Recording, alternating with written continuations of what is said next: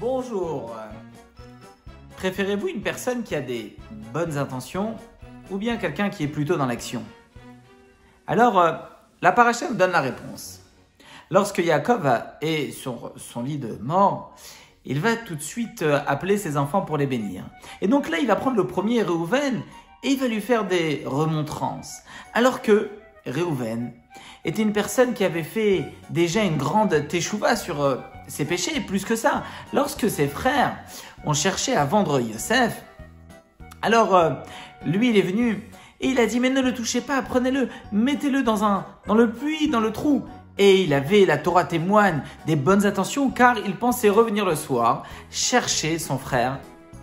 En revanche, lorsqu'on arrive à Yehuda, Yaakov il vient pour lui donner des grandes bénédictions. Yaakov il va lui-même lui donner la royauté. Alors que Yehuda, dans l'histoire de la vente des frères, finalement c'est bien lui qui a poussé la vente de Yosef. Alors, comment comprendre cette chose-là? L'idée elle est simple. Yehuda, à plusieurs reprises, on l'a trouvé comme un homme d'action. Lorsque Binyamin devait descendre en Égypte, alors Reuven a dit à son père, à Yaakov, il lui a dit « Ne t'inquiète pas, laisse-moi prendre Binyamin, au pire tu vas tuer mes deux enfants si Binyamin ne revient pas. » Alors que Yehuda, il a pris les choses en main, il a dit « Anochi erveinu, je me porte garant pour Binyamin. » Et c'est effectivement ce qu'il a fait. On a vu aussi avec l'histoire de Tamar, lorsque elle est venue, elle était enceinte, elle a dit à Yehuda « Est-ce que tu reconnais à qui appartient ces gages que Yehuda lui avait lui-même donnés lors de leur rencontre ?» Alors bien sûr, Yehuda, à ce moment-là, il a avoué. Il a dit « Oui, ces gages m'appartiennent.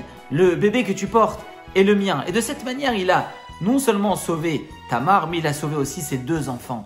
Ces deux enfants dont Péretz, où on sait très bien que le Mashiach viendra de Péretz. Donc voilà, on a vu ici Reuven qui avait des magnifiques intentions, mais concrètement, ça n'a apporté à rien. Son père lui a fait des remontrances avant de partir. En revanche, Yehuda était une personne... effectivement, peut-être qu'il n'avait pas les mêmes intentions, bonnes intentions que Reuven, mais d'une manière concrète, on a vu qu'il était sur le champ d'action, il était prêt à s'engager, à faire ce qu'il fallait. Même lorsque Yosef voulait prendre Binyamin, il a dit « Prends-moi, moi, je suis plus fort que Binyamin ». Et donc, pour cette raison, Yaakov lui a donné à lui les grandes brachot, les grandes bénédictions, et celle de la royauté, et surtout celle du roi Mashiach.